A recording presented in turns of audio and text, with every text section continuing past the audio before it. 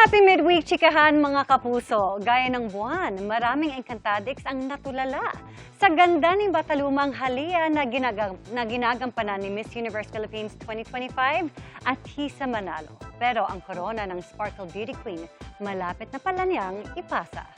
Makichika kay Nelson Canlas. Less than 1 month to go, ipapasa na ni reigning Miss Universe Philippines 2025 at Tisa Manalo ang kanyang crown. Mixed emotions daw habang papalapit na ng papalapit ang Coronation Night. Ay, hindi pa. Ina-enjoy ko muna. Oo, may konting oras pa. Naka-display na siya sa cabinet ko. Every time papasok ako, nandun yung crown. Parang nagsisimula na ako maging senti. Nag-i-emote na ako. Parang pag nagdadrive ako pa uwi, ini-imagine ko, ang tagal ko pinagtrabahuhan to, ganito, ganyan. Pero ang masayang parte daw nito, isang pangarap na naman ang matutupad.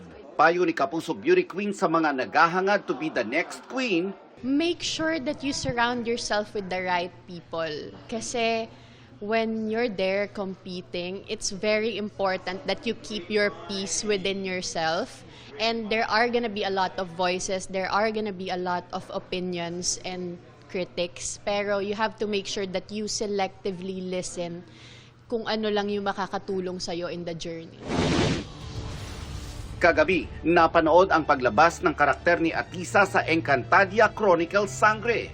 Say ng ilan, in time sa matagumpay na Artemis II mission sa Moon, ang paglabas ni Atisa as Bathalumang Halia. Sa gandang araw ng pambansang manika, tila na mesmerize ang kalabang si Gargan. Hindi lang Encantadix ang sumubaybay sa unang appearance ni Atisa, kundi pati ang kanyang pamilya. Habang pinapanood ang sarili, naisip daw niyang bakit hindi man lang sumagi sa kanyang isip sa nagdaang taon na magiging artista siya. Oh my God, no. Nung pinanood nga namin ng mami ko tsaka ng kapatid ko yung sarili ko sa TV kagabi, sabi ko, nakikita ko yung sarili ko sa mga videos, sa phone, ganyan, na ako. Pero yung time na yon, nakita ko yung sarili ko na nagpo-portray ng ibang character. Iba yung excitement.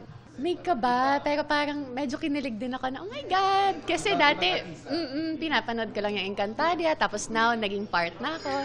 Mamaya sa Encantadia Chronicles Sangre, mas makikilala pa natin kung sino si Bathalumang Halia at kung ano ang namagitan sa kanila ni Gargan. Yung kagabi, hindi ako masyadong kinabahan kasi pagkakita ko, mukhaan lang, okay, ano ko yan, nagawa ko na yan before. Pero yung mamayang gabi, magsasalita na ako, mag-a-action na ako. So, excited ako na kinakabahan kung paano tatanggapin ng tao at paano ko tatanggapin yung sarili ko. Nelson Canlas, updated sa Showbiz Happenings.